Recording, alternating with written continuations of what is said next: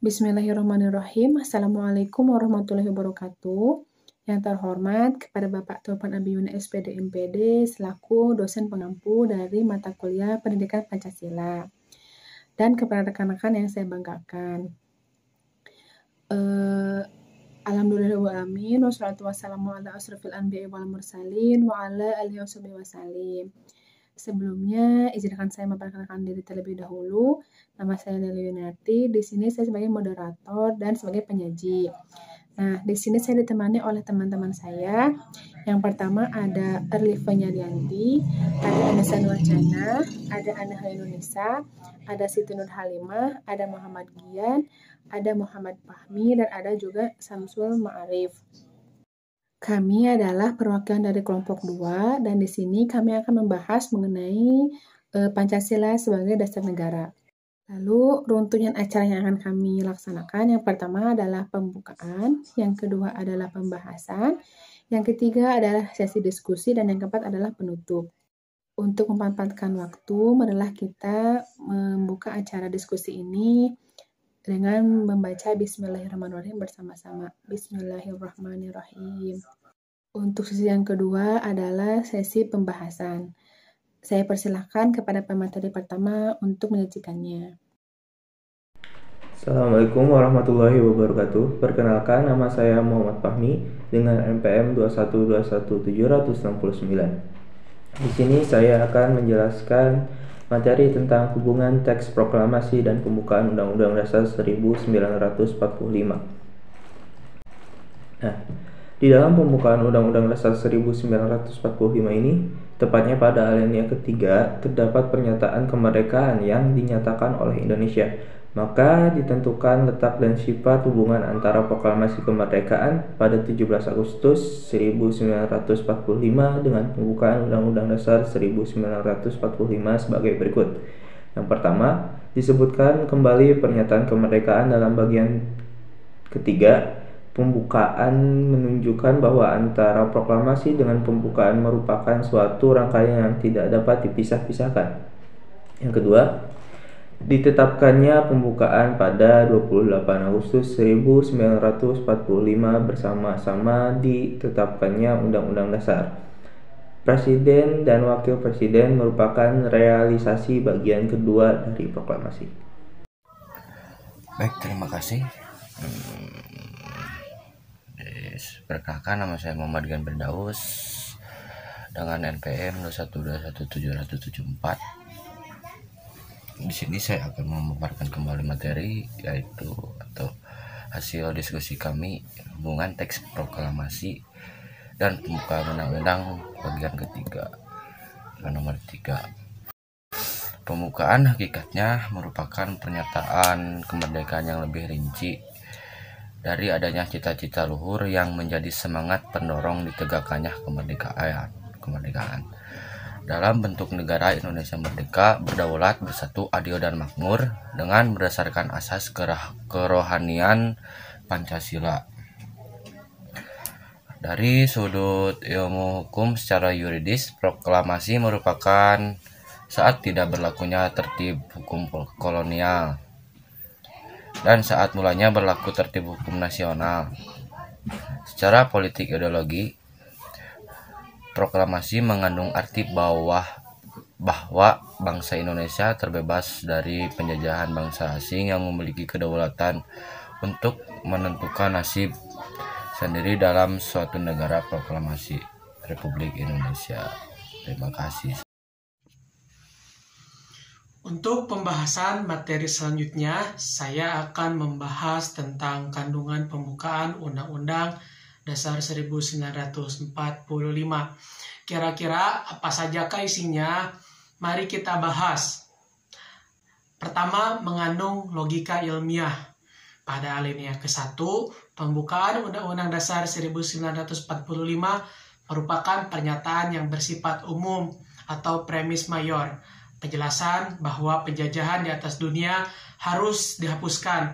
Hal ini memang merupakan kejadian yang logis dan harus segera dihentikan. Pada alinea kedua, merupakan pernyataan yang bersifat khusus atau premis minor, yang menyatakan kekhususan tujuan teks ini yang berisi bahwa pergerakan bangsa Indonesia sudah sampai pada saat yang menentukan, yakni menginginkan sebuah kemerdekaan.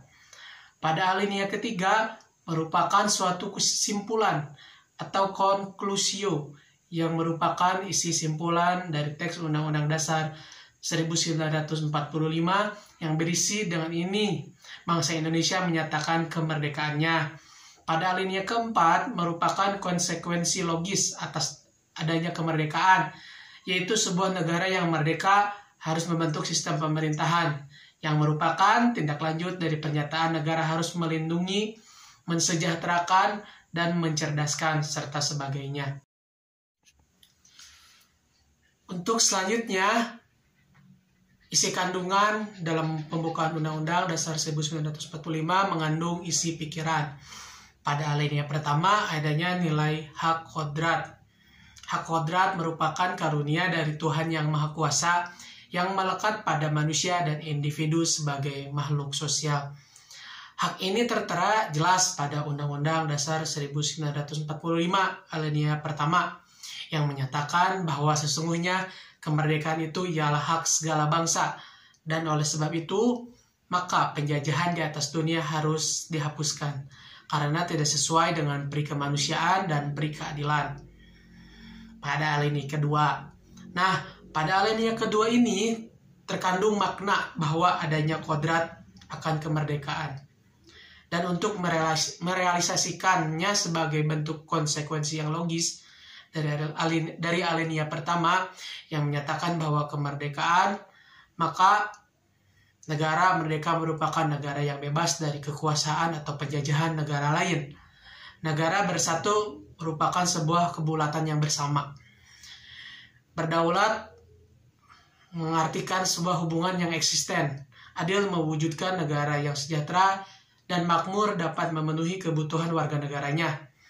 Pada alinea ketiga mengandung nilai religius, nilai moral yang tertera pada pernyataan atas berkat rahmat Allah yang Maha Kuasa dan dengan didorongkan oleh keinginan luhur, yang artinya bangsa Indonesia mengakui nilai-nilai religius dan nilai moral yang mengakui hal etis dan hal kodrat untuk segala bangsa.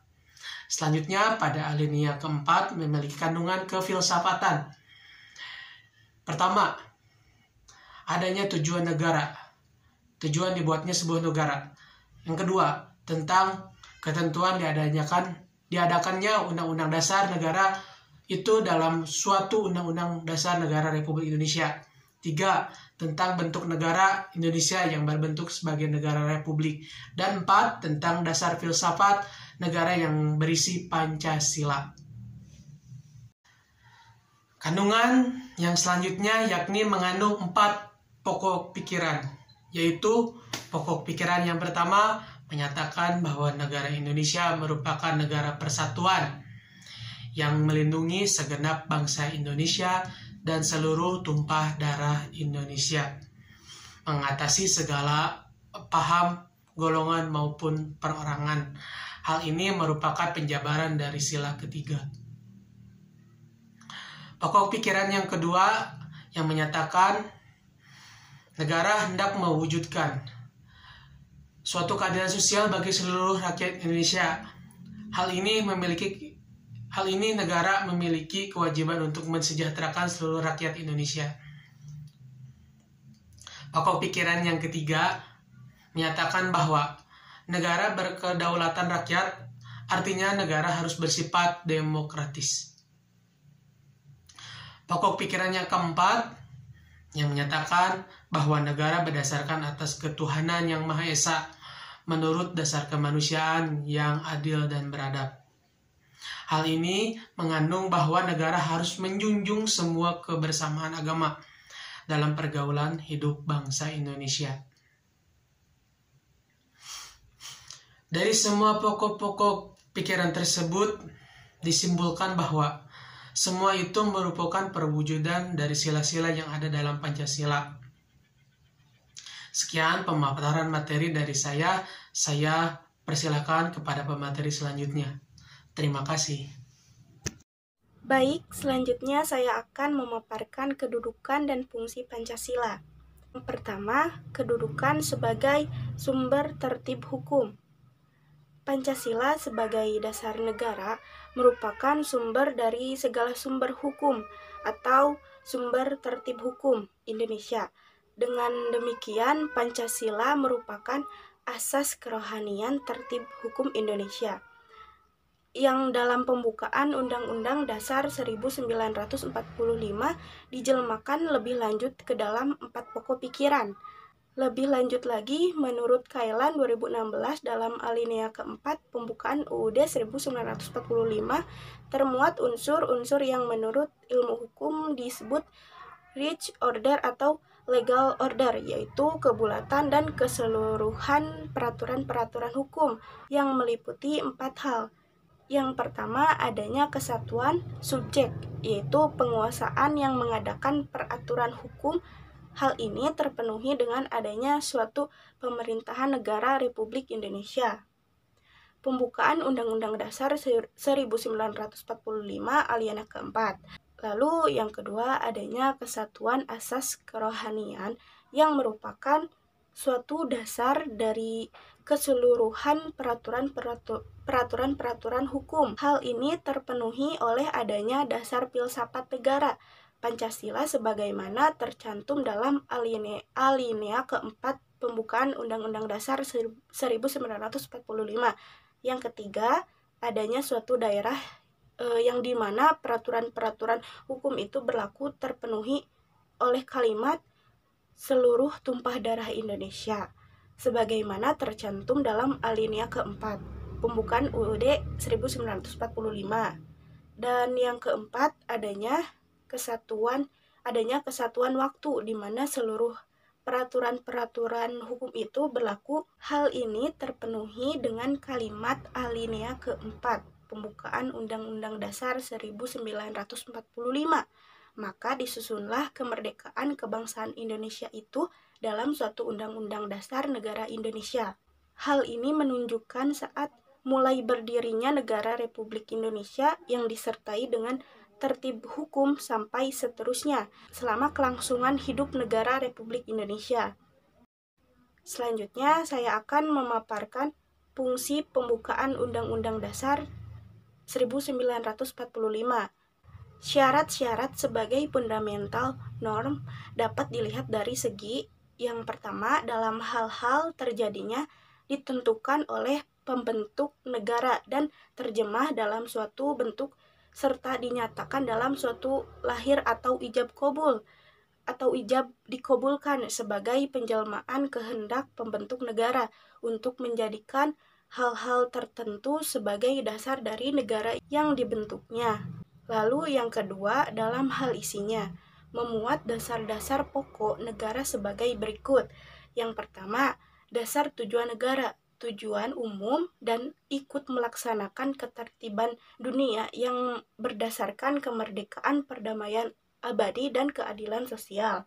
Kalimat tersebut realisasinya dalam hubungan politik luar negeri Indonesia yang bebas aktif dan tujuan khusus memajukan kesejahteraan umum dan mencerdaskan kehidupan bangsa. Hal ini dalam hubungannya dengan pengertian negara hukum adalah mengandung pengertian negara hukum material.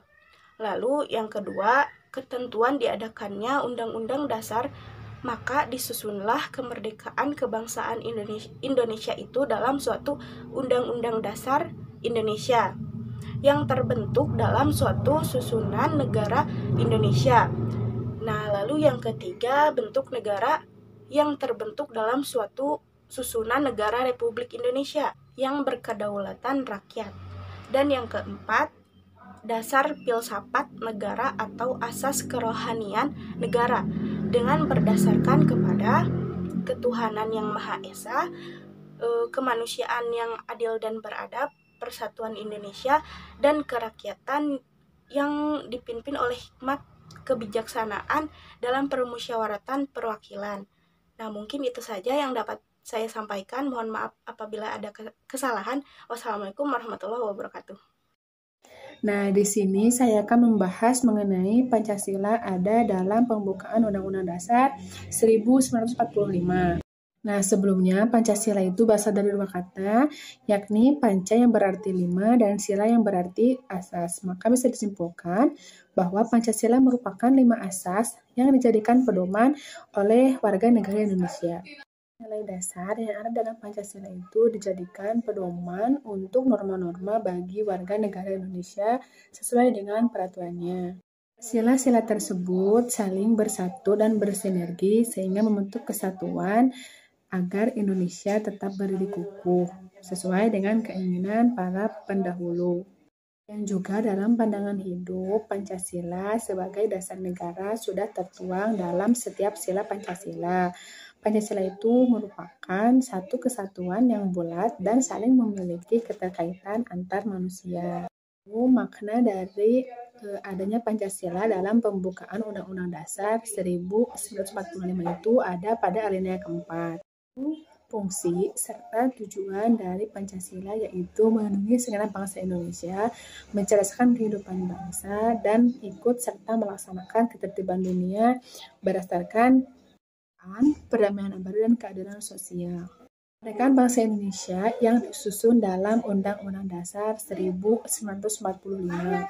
Negara yaitu berdasarkan kedaulatan rakyat atau demokrasi. Sekian dari saya dan terima kasih atas perhatiannya. Baik, yang selanjutnya adalah hubungan Pancasila dengan pembukaan Undang-Undang Dasar 1945. Yang pertama adalah syarat unsur mutlak stat fundamental norm, yang artinya kedudukan pembukaan merupakan hukum yang tertinggi di atas Undang-Undang Dasar 1945.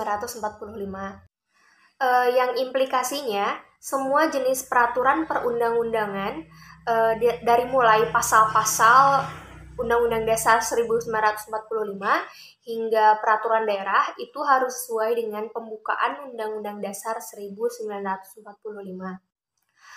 Yang kedua adalah asas kerohanian stat fundamental norm, yang artinya Pancasila merupakan asas kerohanian pada pembukaan Undang-Undang Dasar 1945. Sebagai stat fundamental norm, mempunyai hakikat kedudukan yang tetap, kuat, dan tak berubah bagi negara yang dibentuk. Dari kedua poin yang telah tadi saya sebutkan, dapat diketahui bahwa pembukaan Undang-Undang Dasar 1945 itu menurut pengertian ilmiah telah memenuhi syarat-syarat mutlak sebagai pokok kaidah negara yang fundamental atau stat fundamental norm. Sementara itu, hubungan pembukaan Undang-Undang Dasar 1945 dengan Pancasila dapat dianalisis bahwa sebagai dasar negara termuat dalam pembukaan, karena pembukaan merupakan stat fundamental norm, yang artinya semua yang ada di dalam pembukaan adalah dasar negara atau sumber dari segala hukum. Sekian yang dapat saya sampaikan. Terima kasih. Oke, kita ke pembahasan selanjutnya, yaitu tentang hubungan pembukaan Undang-Undang Dasar 1945 dengan batang tubuh Undang-Undang Dasar 1945. Nah, bagian pertama, kedua, dan ketiga merupakan pembukaan segolongan yang tidak mempunyai hubungan kausal organis dengan batang tubuh Undang-Undang Dasar 1945. Kemudian pada bagian keempat, pembukaan Undang-Undang Dasar 1945 mempunyai hubungan yang bersifat kausal organis dengan batang tubuh Undang-Undang Dasar 1945 yang mencakup beberapa segi, di antaranya yang pertama yaitu Undang-Undang Dasar ditentukan akan ada. Kemudian yang kedua, hal yang diatur di dalam Undang-Undang Dasar adalah tentang pembentukan pemerintahan negara yang memenuhi berbagai persyaratan dan meliputi segala asas penyelenggaraan negara. Kemudian yang ketiga, negara Indonesia berbentuk republik yang berkedaulatan rakyat. Dan yang terakhir, adalah diterapkannya dasar kerohanian negara, yaitu dasar filsafat negara Pancasila menurut Kailan 2016 halaman 205. Nah, dalam sistem tertib hukum di Indonesia, penjelasan mengenai Undang-Undang Dasar 1945 menyatakan bahwa pokok pikiran pembukaan Undang-Undang Dasar 1945 meliputi nuansa kebatinan dari Undang-Undang Dasar 1945 serta mewujudkan cita-cita hukum yang menguasai hukum dasar tertulis dan hukum dasar tidak tertulis atau konvensi. Selanjutnya, pokok pikiran itu diuraikan dalam pasal Undang-Undang Dasar 1945. Maka dapat disimpulkan bahwa suasana kebatinan Undang-Undang Dasar 1945 tidak lain dijiwai atau bersumber dari dasar filsafat negara, yaitu Pancasila.